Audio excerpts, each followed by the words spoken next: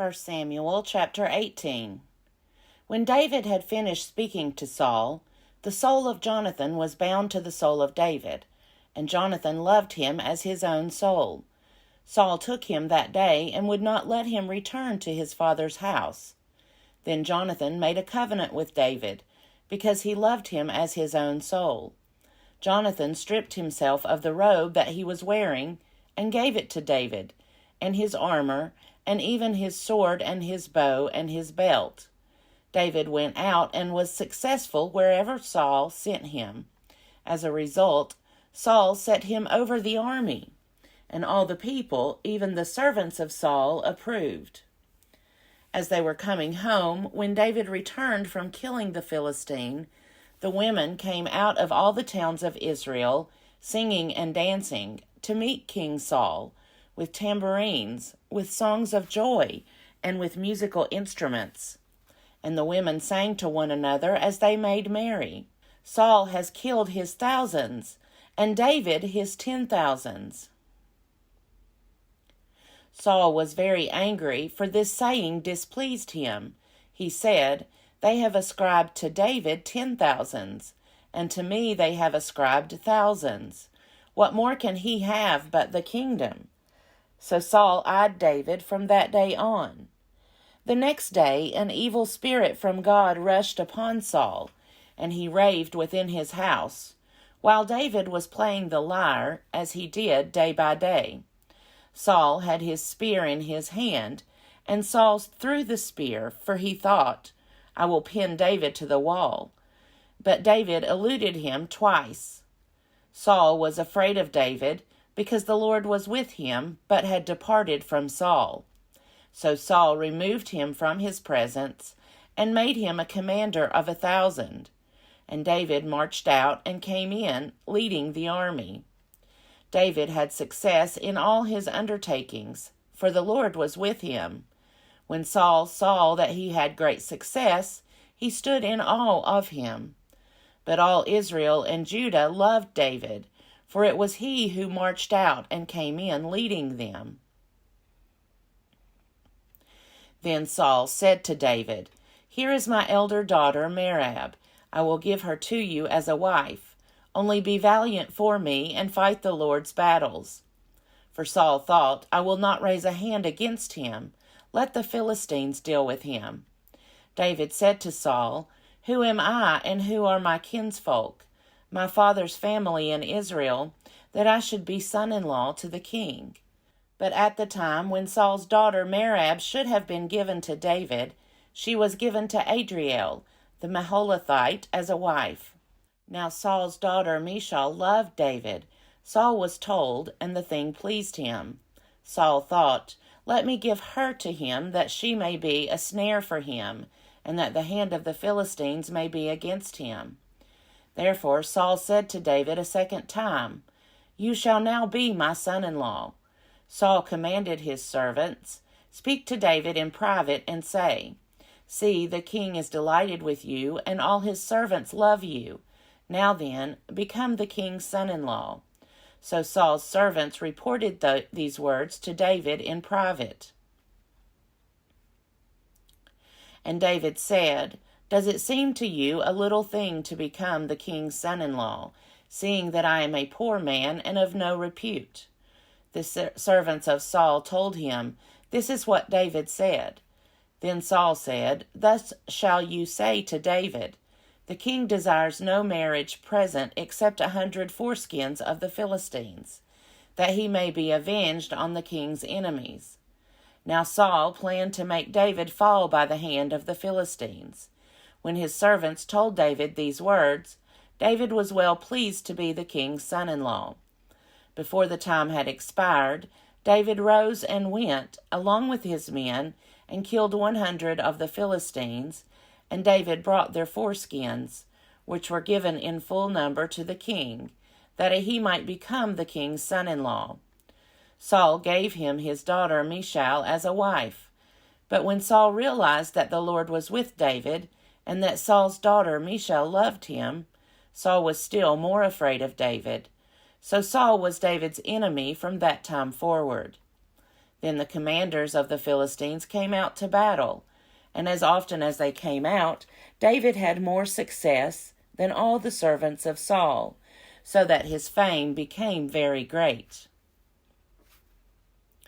1 Samuel chapter 19. Saul spoke with his son Jonathan and with all his servants about killing David. But Saul's son Jonathan took great delight in David. Jonathan told David, "My father Saul is trying to kill you. Therefore, be on guard tomorrow morning. Stay in a secret place and hide yourself. I will go out and stand beside my father in the field where you are, and I will speak to my father about you. If I learn anything, I will tell you." Jonathan spoke well of David to his father Saul, saying to him, "The king should not sin against his servant David, because he has not sinned against you, and because his deeds have been of good service to you. For he took his life in his hand when he attacked the Philistine. And the Lord brought about a great victory for all Israel. You saw it and rejoiced. Why then will you sin against an innocent person by killing David without cause?" Saul heeded the voice of Jonathan. Saul swore, "As the Lord lives, he shall not be put to death." So Jonathan called David and related all these things to him. Jonathan then brought David to Saul, and he was in his presence as before. Again there was war, and David went out to fight with the Philistines. He launched a heavy attack on them, so that they fled before him. Then an evil spirit from the Lord came upon Saul, as he sat in his house with his spear in his hand, while David was playing music. Saul sought to pin David to the wall with the spear, but he eluded Saul, so that he struck the spear into the wall.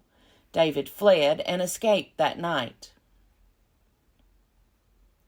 Saul sent messengers to David's house to keep watch over him, planning to kill him in the morning. David's wife Michal told him, "If you do not save your life tonight, tomorrow you will be killed."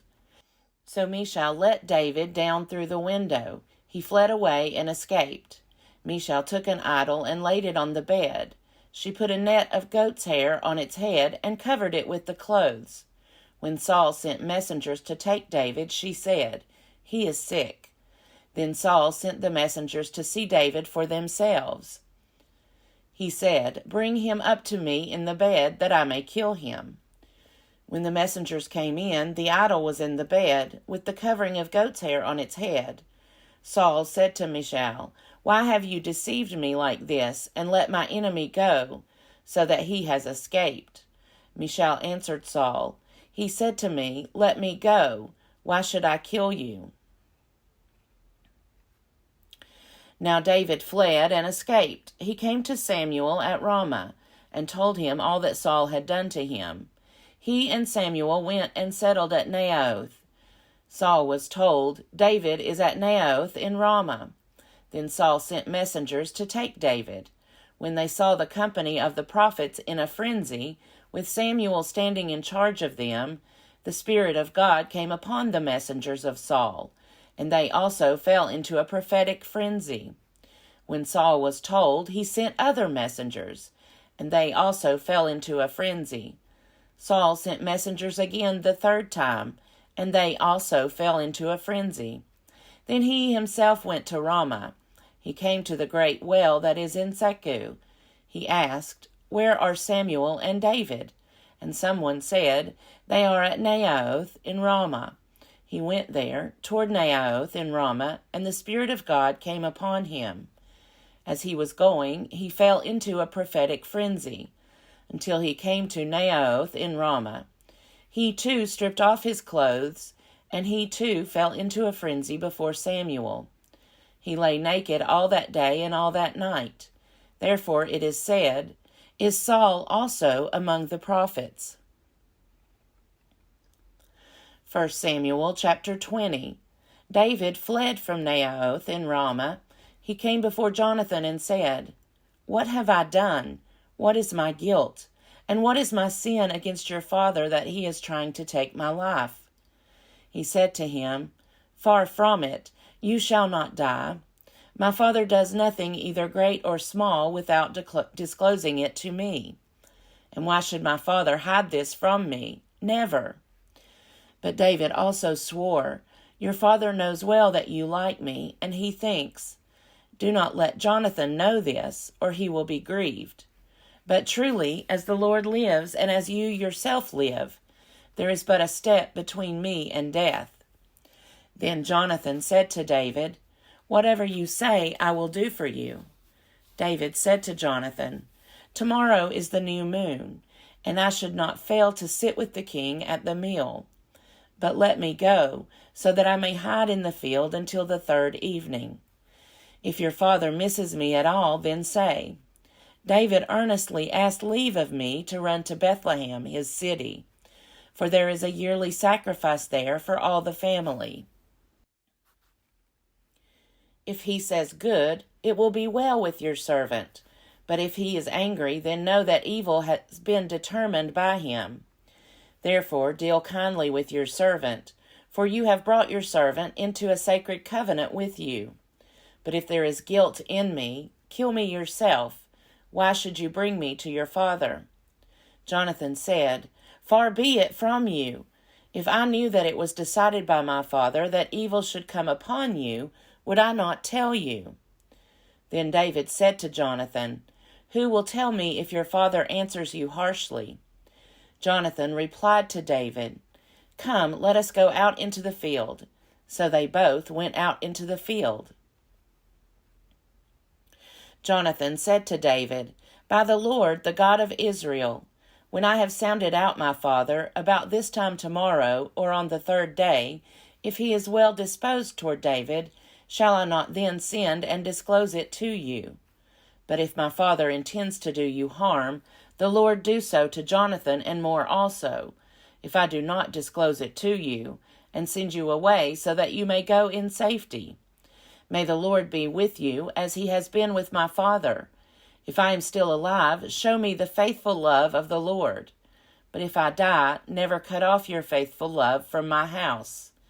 Even if the Lord were to cut off every one of the enemies of David from the face of the earth. Thus Jonathan made a covenant with the house of David, saying, May the Lord seek out the enemies of David.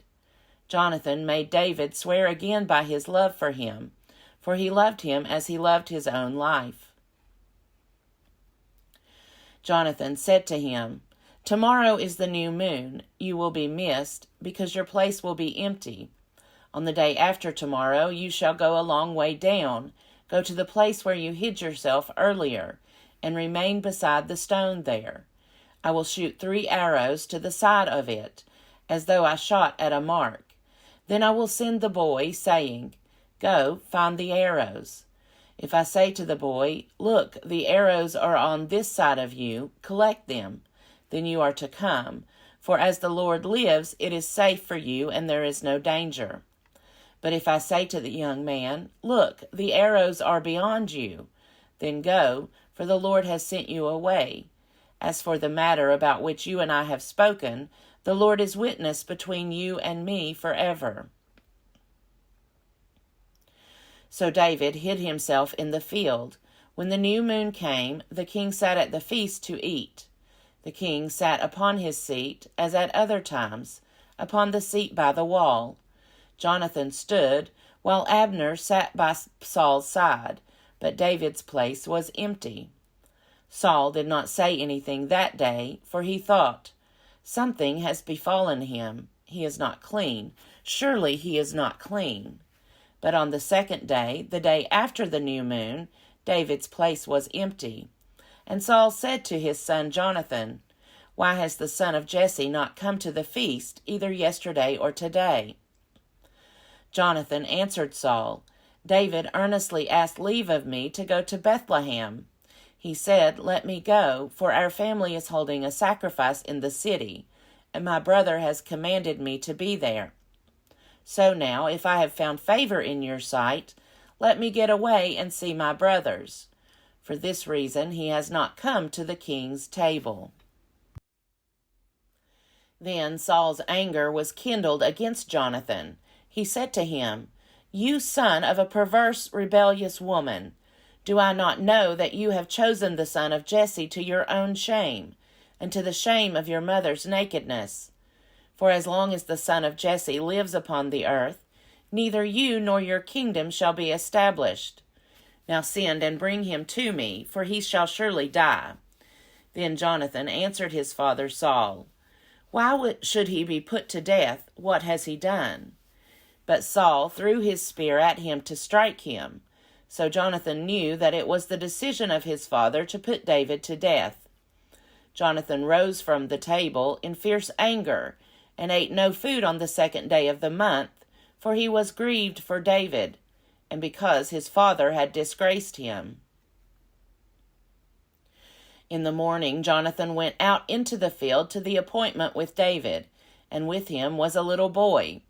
He said to the boy, "Run and find the arrows that I shoot." As the boy ran, he shot an arrow beyond him. When the boy came to the place where Jonathan's arrow had fallen, Jonathan called after the boy and said, "Is the arrow not beyond you?" Jonathan called after the boy, "Hurry, be quick, do not linger." So Jonathan's boy gathered up the arrows and came to his master, but the boy knew nothing. Only Jonathan and David knew the arrangement. Jonathan gave his weapons to the boy and said to him, "Go and carry them to the city." As soon as the boy had gone, David rose from beside the stone heap and prostrated himself with his face to the ground. He bowed 3 times, and they kissed each other and wept with each other. David wept the more. Then Jonathan said to David, "Go in peace, since both of us have sworn in the name of the Lord, saying, 'The Lord shall be between me and you, and between my descendants and your descendants forever.'" He got up and left, and Jonathan went into the city. Psalm 11. In the Lord I take refuge. How can you say to me, "Flee like a bird to the mountains"? For look, the wicked bend the bow. They have fitted their arrow to the string, to shoot in the dark at the upright in heart.